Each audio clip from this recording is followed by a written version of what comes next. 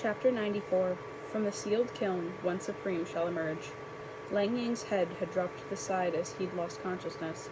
When Shi Lian saw it was him, he moved to save him without thinking. But he stopped dead in his tracks as his mind caught up to the situation.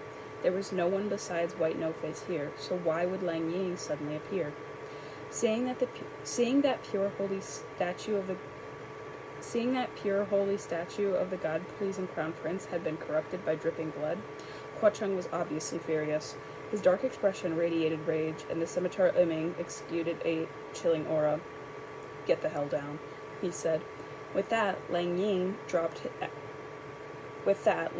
drooping head actually heated and righted itself. He blinked open his eyes, then slowly pulled himself off the sword and dropped to the ground. When White No-Face blew up the wave of silver butterflies that had surrounded him, he had used the distraction that the blinding silver light provided to hide himself under this divine statue's white veil. Then he transformed. If he could disguise himself as Lang Ying, it meant he must have seen the boy somewhere before. "Where's the real Lang Ying?" Shi Lian demanded. "Your Highness, maybe there was never a real Lang Ying," Hua Cheng said. If Lang Ying had never existed to begin with, and it was only White No-Face in his weakened form, everything would be easy to explain. But when Shi Lian remembered the girl Xiao Ying, who had died on Mount Yunjin, he wished that explanation made less sense than it did. Shi Lian swiftly thought of another possibility. Or perhaps he devoured Lang Ying. The Lang Ying before them was growing taller. His body stretched upward, and the bandages on his face unwrapped and dropped away to reveal the mask beneath. He lifted his head slightly when he heard Shi Lian's guess and seemed to smile. "You guessed right." So it was true. After White No-Face was pulverized and dispersed by Jun Wu, all that was left of him was a wisp of a broken soul wandering the mortal realm. He drifted for who knows how long, and at some point in all that time he met the ghost of Lang Ying. He must have somehow coaxed or deceived Lang Ying into hosting him with his own body, since his remnant soul might have been too weak to devour him outright. He had stayed glued to Lang Ying's body and gradually recovered, and the end result was standing before Shi Lian and Hua Cheng. Ghost devouring ghost, White No-Face had bitten the hand that fed him, his host Lang Ying. He just as He Xuan had devoured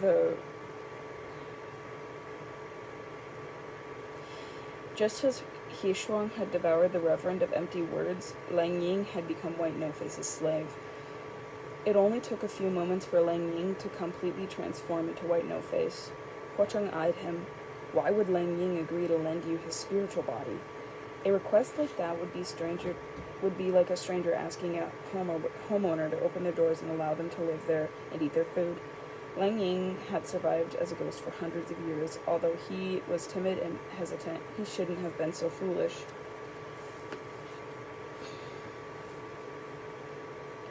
"I can of course provide an answer to your question," White No-Face replied amiably. But are you sure the one beside you wants to hear it?" Hua Cheng looked at Shi Lian, whose expression was slightly strange. He surprisingly didn't notice the gaze sent his way. "Surname Lang Yong'an. Surname Lang Yong'an, and he suffers from the human face disease," White No-Face said. "Why did he agree to let me eat him? Can you guess?" Shi Lian's face instantly went pale, veins popping on the backs of his hands, and he swung his sword with a shout of "Shut up!" White No-Face sidestepped and avoided the strike, but Shi Lian's attack sliced through the sword in the hands of his own divine statue. Now he'd done it. He'd left the god-pleasing crown prince statue wielding a broken sword, making the statue itself a ruined artifact. Shi Lian snapped out of his frenzy like he had been drenched by a bucket of cold water. The wrath butterflies seemed outraged and swarmed over, while White No-Face appeared completely unbothered and gave a toneless laugh as he covered his face with a sleeve. In an instant, he vanished into the darkness, leaving their conflict entirely. Shilian stared at the broken stone sword on the ground. "I'm sorry," he murmured to Huacheng automatically. Huacheng cut him off. Isn't it silly for your highness to apologize to me? He's gone. Now what?" Shilian pulled himself together somewhat. Did he flee? We can't let him enter the kiln. The pair hurried out of the cave of 10,000 gods and back to the snowy mountain. Right as they made it outside, they felt the earthquake and the mountain shake. Looking up, they saw even more waves of snow crashing down. This roaring avalanche was even larger than the one that they had experienced before. It was as if something massive buried under the heavy snow was just waking up, and it was roaring and shaking off thousands of years of built-up snow. "Can we still make it up there?" Shilian cried. Huacheng gripped his hand firmly. "We can if you follow me." They faced off against the crashing current of ice and snow. Their passage was grueling and perilous, and for every step forward they were forced 3 steps back, but they managed to avoid the most violent waves of snow and rubble and the countless pits as they blazed their trail up the mountain. Finally, they reached the highest point. The volcano's peak was coated in an unfamiliar thick layer of ice.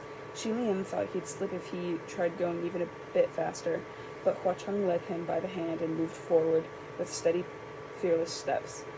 The pair came before the volcano's enormous mouth, a cavernous maw that seemed to snarl at the heavens. When Shilian peered into its depths, he saw nothing but complete darkness. Maybe it was his imagination, but he thought he saw a red light pulsing horribly in the deepest recess. Sometimes it was there, sometimes not. Shilian could feel himself starting to panic as he held his bamboo hat his head to keep it from being torn away by the snowy winds. Did he go in already? Huacheng glanced inside and his expression turned grim. Yes. How do you know? The kiln is closing. That caught Shilian off guard. What's going on? Why is it closing so soon? Don't there need to be at least a few ghosts inside before the slaughter can begin? That's usually true, Huacheng said. However, if the kiln believes an entrant has extremely high chances of breaking through, it will close upon their request. After a pause, he added, That's what I did back then. So is he a supreme or not? Shilian asked. What will happen if a supreme ghost king enters the kiln again? The same thing that happens to an ascended heavenly official finding another heavenly tribulation. The same thing that happens to an ascended heavenly official facing another heavenly tribulation. In other words, his strength would increase exponentially. If they allowed White No-Face to pass this obstacle, the consequences were unimaginable. And once he emerged from the mountain, Shilian would surely be the first one he'd seek out. After eyeing that infinite bottomless abyss for a while, Shilian said slowly, Sunling, I might need to go down there to resolve this. Then go. I'll come with you, Huacheng replied quietly. Shilian gazed at him. Huacheng looked up and met his eye. He cocked an eyebrow and smirked. All we're doing is heading inside to eliminate an eyesore, then breaking through the kiln again. That's it. It's not like it's hard. Seeing him so relaxed, Shilian's tensed emotions loosened a little as well, and he smiled. A moment later, Huacheng said, However, there is one thing. Shilian made a curious noise and tilted his head. One of Huacheng's arms suddenly snaked around Shilian's waist and pulled him into his arms. He lifted Shilian's chin gently with his hand, and then Huacheng enveloped Shilian's lips with his own. They kissed and embraced for a long time in the snowstorm before their lips suddenly parted. Shilian was dazed for a good moment before he jolted out of his stupor, flushed, his eyes opened. What was that all of a sudden? Illustration?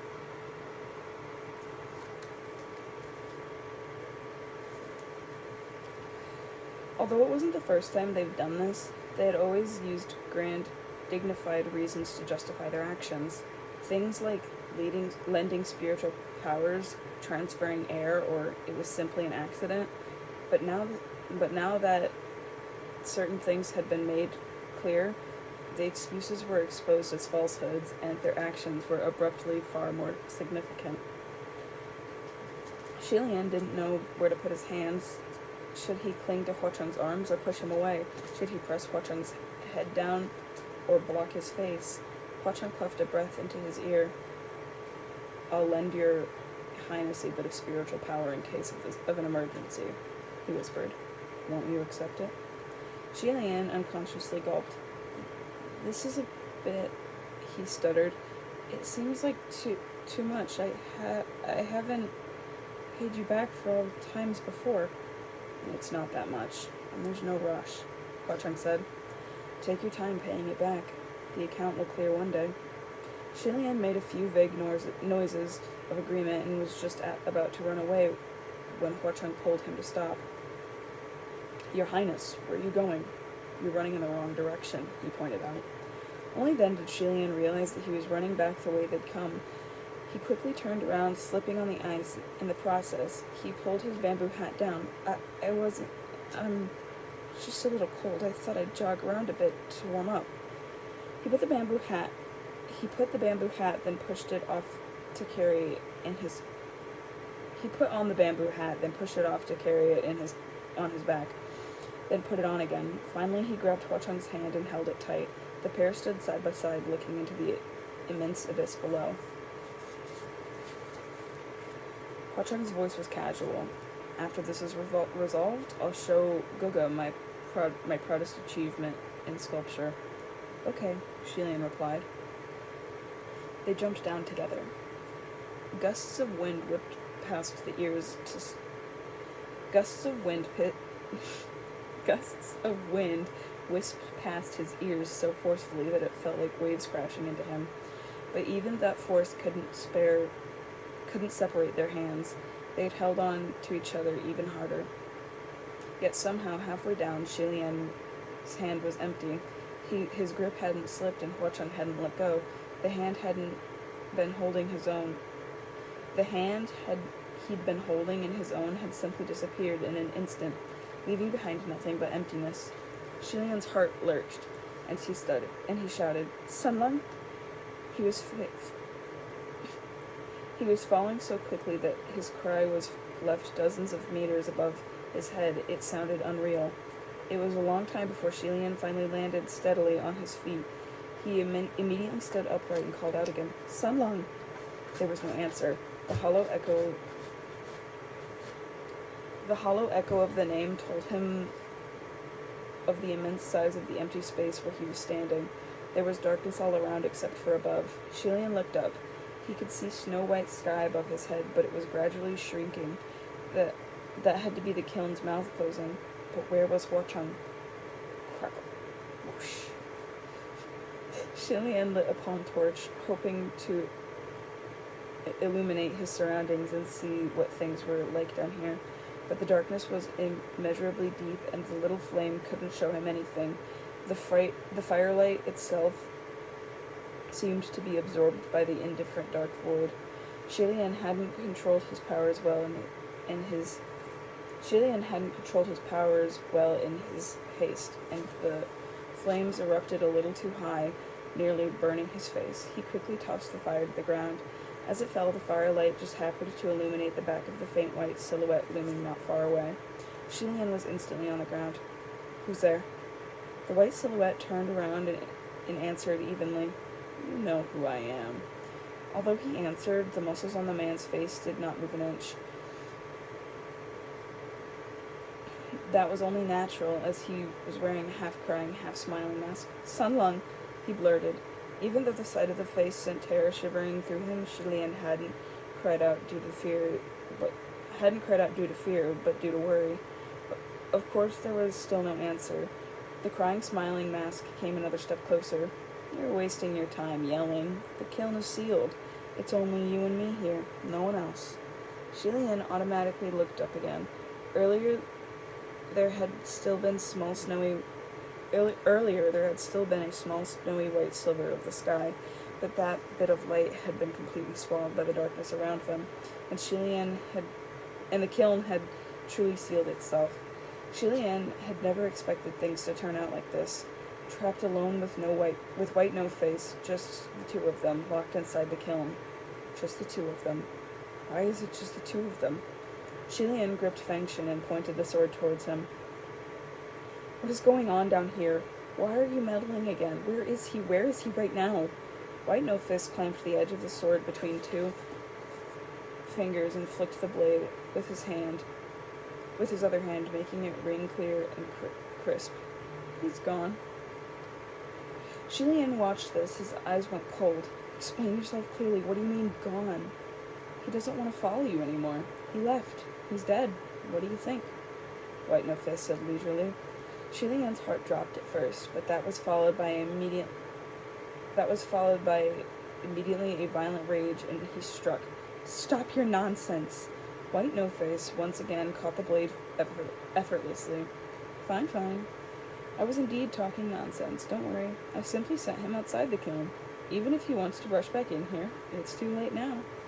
Shilian was fine with Huacheng trapped outside as long as it meant he was okay. He quietly sighed a breath of relief. But it's probably for the best that he doesn't come in, White No Face continued. Even if he wouldn't agree right now, who knows if he'd still want to be with you when he sees what you'll become. Shilian couldn't formulate a response. His patience fully gone, he swung his sword again, yelling, "Shut up!" White No Face easily dodged every single one of his strikes, and Shilian cried out in rage. I've had enough of you. What do you want? What exactly do you want? How long are you going to keep clinging to me? Why aren't you dead? Why did you come to the kiln? Because of you, White No Face replied. Shilian's movements faltered, and he huffed. What do you mean? You came here, so I did too, White No Face answered languidly. Shilian's expressions twisted upon hearing that, but no matter how furious he was, how strong his murderous intent, it was as if White No Face could always predict his next strike and avoid each attack by mere millimeters. The more Shilian struck, the more he understood one cool fact. He couldn't win. That's right, White No Face said, like he was reading his mind. You can't win. As soon as he spoke those words, a blade pierced Shilian's wrist. Excruciating pain spread through his body, and Shilian's grip on the sword faltered. In the next second, White No Face grabbed him by the hair and yanked him backwards, bashing him to the ground. Shilian's ears were ringing. His nose and mouth were filled with the metallic taste of blood, and his head swam. A little while later, Shilian felt a hand pull his head up from the shattered ground.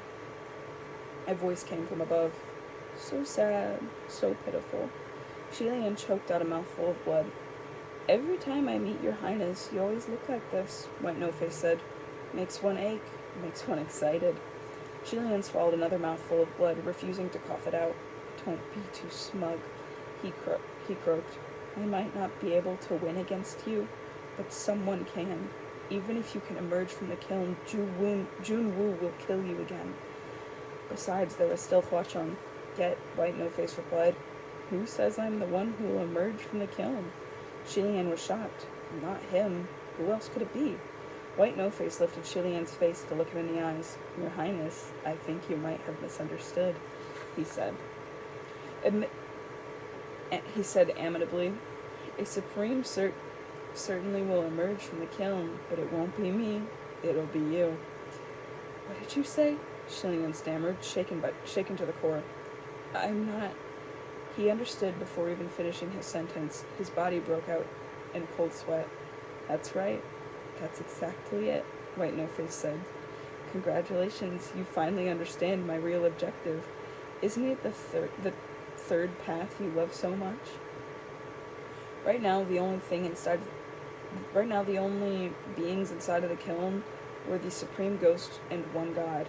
But the surface were the Supreme Ghost and one God.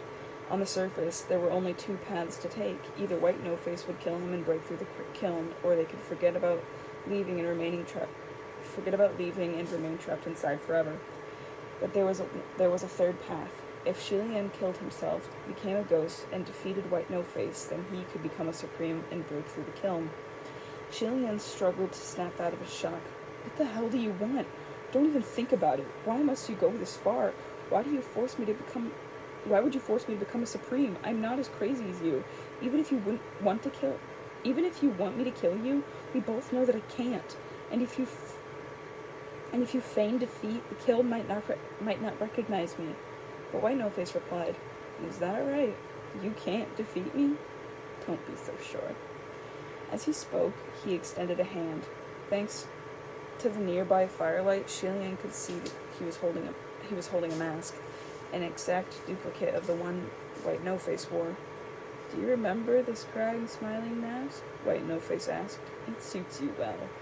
Shilian's eyes bulged. Terror crawled into his mind like